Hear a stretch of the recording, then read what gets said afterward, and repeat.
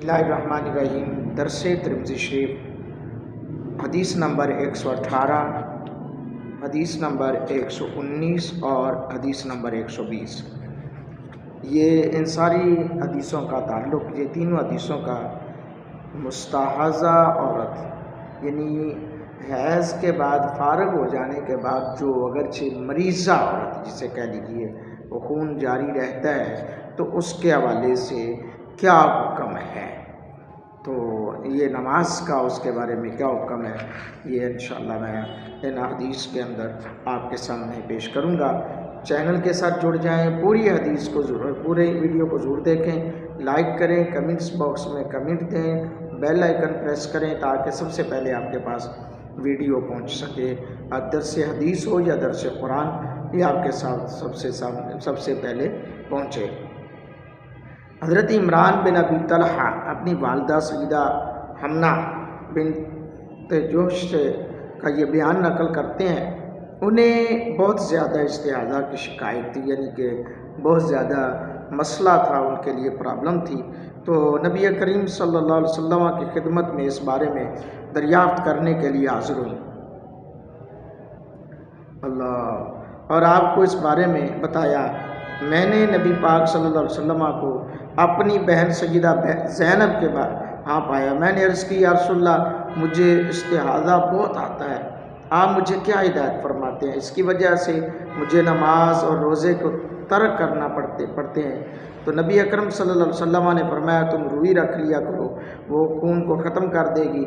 मैंने अर्ज़ की, वो इससे ज़्यादा होता है। आपने फरमाया, तुम कपड़ा बांध लिया करो। उन्होंने अर्ज़ की, वो इससे भी ज़्यादा होता है। आपने फरमाया, तुम फिर इजाफ़ी कपड़ा रख लिया करो। तो अर्ज़ की, इससे भी ज़्यादा होता है। ये मुसलसल होता रहता है मामलात। नबी अकरम सल्लल्लाहु अलैहि वसल्लम ने फरमाया, फिर मैं तुम्हें इस बारे में दो हिदायतें करता हूँ, तुम इनमें से जो भी कर लो वो तुम्हारे लिए जायज़ है। अगर तुम दोनों करो तो ज़्यादा बेहतर होगा। नबी अकरम सल्लल्लाहु अलैहि वसल्लम ने इरशाद फरमाया, ये शैतान का ठूंगा है, ये शैतानी मामलात होते हैं। अगर तुम्हें 6 दिन या 7 दिन तक ये खून जारी रहता है तो अल्लाह ताला के इल्म के मुताबिक तो फिर तुम गुस्ल कर लो, और जब तुम ये देखो कि तुम पाक हो चुकी हो और तुमने पाकी हासिल कर ली है, तो तुम 24 दिन या 23 दिन ही जो भी हिसाब बने उतने दिन नमाज अदा करती रहो, रोज़े रखती रहो, तुम्हारे लिए ये जायज़ होगा। तुम इसी तरह कर लो जैसा कि हैज़ वाली औरतें करती हैं। जब वो अय्याम मखसूसा की मुद्दत के बाद पाक होती हैं, अगर तुम हो सके तो तुम ज़ोहर की नमाज़ मौखर करो और असर की नमाज़ को जल्दी एक साथ, यानी ज़ोहर की नमाज़ मौखर करके असर से पहले गुस्ल करके, यानी ऐसे टाइम में कि उधर असर का टाइम शुरू होने वाला हो और ज़ोहर का टाइम ख़त्म होने वाला हो, तो उस टाइम में आप दोनों नमाज़ें पढ़ लिया करो। हज़रात गिरामी कदर, ये इमाम अहमद, इमाम इसहाक़ मुस्ताहज़ा औरत के बारे में फरमाते हैं, अगर उसे खून के आने और जाने यानी अपने हैज़ के मुतय्यन वक़्त का पता हो, तो उसके आने से मुराद यह है कि वो स्याह रंगत का मवाद हो, और जाने का मतलब यह है कि वो स्याह होकर जर्द हो जाए। तो इस औरत के लिए हुक्म वो होगा जो हज़रत फ़ातिमा की हदीस से साबित है। अगर वह इस्तिहाज़ा का शिकार होने से पहले हैज़ के अय्याम तयशुदा थे तो वह अपने मखसूस अय्याम के दौरान नमाज छोड़ देगी, फिर वो गुस्ल करेगी, फिर वो नमाज के लिए वज़ू करेगी और नमाज अदा कर लेगी। लेकिन अगर इसे खून मुसलसल आता रहा और उसके तयशुदा अय्याम नहीं थे और इसे खुद की आमद या रफ़त के हवाले से, आमद व रफ़्त के हवाले से हिसाब का नहीं पता, तो इस औरत का हुक्म हज़रत हमना वाली हदीस के मुताबिक होगा, यानी कि जो मुतय्यन नहीं है, 24 दिन या 26 दिन वो नमाज रोज़ा करेगी। आगे मुस्ताहज़ा औरत का हर नमाज के लिए गुस्ल करना 119 नंबर हदीस है। सय्यदा अम्मा सिद्दीक़ा रज़ियल्लाहु ताला अन्हा बयान करती हैं, सय्यदा उम्मे हबीबा ने नबी पाक सल्लल्लाहु अलैहि वसल्लम से पूछा, उन्होंने अर्ज़ की कि मुझे इस्तिहाज़ा होता है, यानी कि मैं अपने अय्याम मखसूसा के बाद भी मेरे साथ ये प्रॉब्लम होती है, तो मैं क्या करूँ? तो नमाज तर्क किए रखूँ? नबी अकरम सल्लल्लाहु अलैहि वसल्लम ने फरमाया, नहीं, یہ رگ کا خون ہے، تم غسل کر کے نماز ادا کر لیا کرو۔ سیدہ عائشہ بیان کرتی ہیں کہ وہ خاتون ہر نماز کے لیے غسل کیا کرتی تھیں۔ اللہ اکبر۔ تو بعض اہل علم نے یہ بات بیان کی ہے کہ مستحاضہ عورت ہر نماز کے لیے غسل کرے گی، اور بہت سارے علماء نے اس پر اختلاف بھی کیا ہے کہ وہ صرف ایک ہی دن میں غسل کر لے گی، اس کے بعد وہ نماز پڑھتی رہے گی۔ اللہ اکبر۔ تو مستحاضہ خاتون حیض کے ایام ختم ہونے پر غسل کرے گی، پھر نماز کے لیے نیا وضو کر کے جتنے چاہے فرض، سنت اور نوافل ادا کرے گی، اور تلاوت قرآن پاک بھی کر سکتی ہے۔ البتہ آئندہ نماز کے لیے نیا وضو کرنا ہوگا، کیونکہ آئندہ نماز کا وقت شروع ہونے پر پہلا وضو آٹومیٹیکل ٹوٹ جائے گا۔ بیمار کے لیے یہی حکم ہے، میں نے پہلے بھی یہ بات کی، بیمار کے لیے یہی حکم ہے کہ وہ آئندہ نماز کے لیے اس کو دوبارہ سے وضو کرنا ہوگا۔ حدیث نمبر 120 120 حائضہ عورت نمازوں کی قضا نہیں کرے گی۔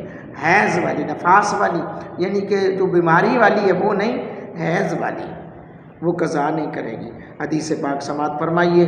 سیدہ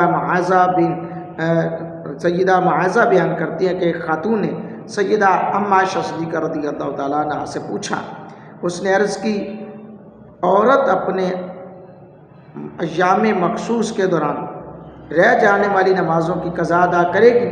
سیدہ عائشہ صدیقہ رضی اللہ تعالیٰ عنہ نے دریافت کیا، کیا تم حروریہ ہو؟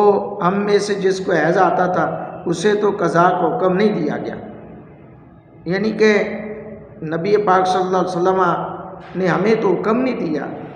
تو امام ترمذی فرماتے ہیں یہ حدیث صحیح ہے۔ سیدہ عائشہ صدیقہ رضی اللہ تعالیٰ عنہ سے ایک اور حوالے سے یہ بات منقول ہے، حائضہ عورت نماز کی قضا نہیں کرے گی۔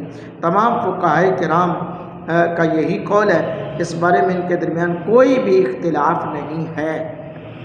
تمام فقہائے کرام مجتہد ہیں، متفق علیہ اس بات پر ہیں کہ حیض کے دنوں میں عورت جو ہے وہ نماز کی قضا نہیں کرے گی۔ نفاس والی عورت بھی نفاس کے دنوں میں نمازوں کی قضا نہیں کرے گی، ہاں روزے کی قضا کرے گی لیکن نماز کی قضا نہیں کرے گی۔ فقہائے اہل سنت کا اس بات پر اجماع ہے کہ حائضہ عورت ایام حیض میں نہ نماز پڑھ سکتی ہے اور نہ روزے رکھ سکتی ہے، نہ نماز پڑھ سکتی ہے نہ روزے رکھ سکتی ہے۔ ایام حیض ختم ہونے پر غسل کی شکل میں پاکیزگی حاصل کر کے وہ روزوں کی قضا کرے گی لیکن نمازوں کی قضا نہیں کرے گی۔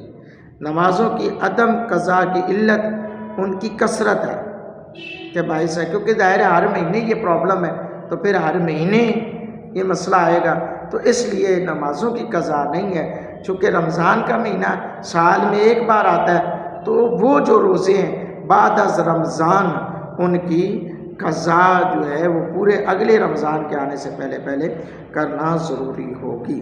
اللہ رب العالمین ہم سب کو نبی رحمت صلی اللہ علیہ وسلم کے توسل سے صحیح دین کو سمجھ کر دوسروں تک پہنچانے کی توفیق عطا فرمائے۔